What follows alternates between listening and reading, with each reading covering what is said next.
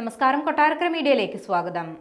പാലക്കാട് എലപ്പുള്ളിയിൽ മദ്യപ്ലാന്റിന് അനുമതി നൽകരുതെന്ന ആവശ്യവുമായി സെക്രട്ടേറിയറ്റിന് മുന്നിൽ യൂത്ത് കോൺഗ്രസ് നടത്തിയ പ്രതിഷേധം സംഘർഷത്തിലേക്ക് നീങ്ങി. പാലക്കാട് MLA രാഹുൽ മാങ്കൂട്ടത്തിലിന്റെ നേതൃത്വത്തിലാണ് പ്രതിഷേധം നടക്കുന്നത്.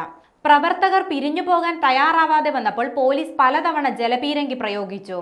എന്നാൽ ജലപീരങ്കി പ്രയോഗിച്ചതിന് ശേഷവും പ്രവർത്തകർ വീണ്ടും പ്രതിഷേധം കടുപ്പിച്ച് മുന്നോട്ട് വരികയാണുണ്ടായത്. ബാരിക്കേഡ് മറിച്ചിട്ട് മുന്നോട്ടു പോകാനുള്ള പ്രവർത്തകരുടെ ശ്രമവും പോലീസ് തടഞ്ഞു. തിരുവനന്തപുരം ജില്ലാ കമ്മിറ്റിയുടെ നേതൃത്വത്തിൽ നിയമസഭയ്ക്ക് മുന്നിലാണ് യൂത്ത് കോൺഗ്രസ് പ്രതിഷേധം നടത്തുന്നത്. മുഖ്യമന്ത്രിക്കെതിരെയും മന്ത്രി MP രാജേഷിനെതിരെയും മുദ്രാവാക്യം വിളിച്ചുകൊണ്ടാണ് പ്രവർത്തകർ പ്രതിഷേധിക്കുന്നത്.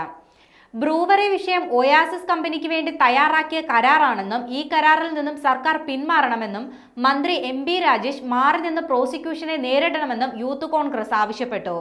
കേരളം കണ്ട ഏറ്റവും വലിയ മദ്യ കുംഭകോണമാണിതെന്നാണ് യൂത്ത് കോൺഗ്രസ് ആരോപിക്കുന്നത്.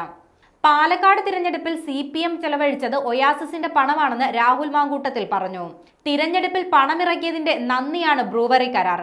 സകല തട്ടിപ്പുകാരുടെയും കാവലാളാണ് മുഖ്യമന്ത്രിയെന്നും മന്ത്രി MP രാജേഷ് അതിന്റെ ഏജന്റാണെന്നും രാഹുൽ മാങ്കൂട്ടത്തിൽ ആക്ഷേപമുന്നയിച്ചു. തട്ടിപ്പുകാരെ മുട്ടിച്ചു കൊടുക്കുന്ന ഏജന്റാണ് രാജേഷ്.